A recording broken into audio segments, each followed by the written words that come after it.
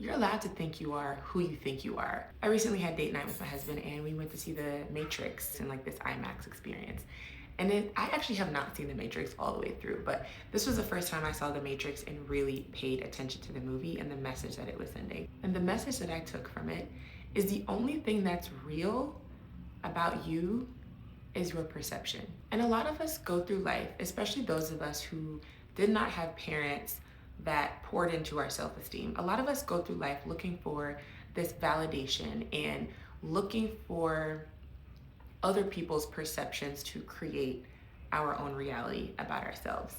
And what I've realized at this point in my life is that as long as your reality matches your perception, it doesn't matter if everyone else's perception is the opposite of yours.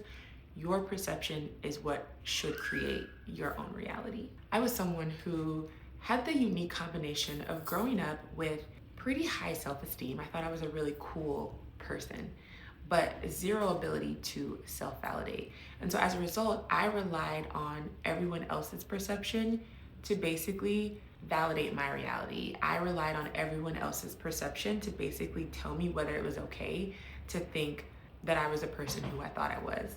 And depending on who you surround yourself with, sometimes even if someone else's perception does match your reality, if they are given an opportunity to humble you, they will. So even if their perception matches yours, they may not tell you.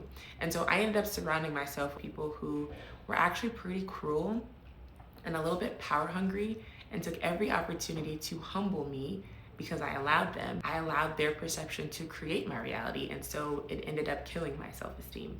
And now I've realized that you really don't need to do that. Like, it truly does not matter if you think you are the greatest person, the coolest person, the most beautiful person. If no one else thinks that, you lose nothing by continuing to think that. You lose nothing by continuing to think you are who you think you are, even if not a single person agrees with you. But you truly, truly lose everything in doing the opposite.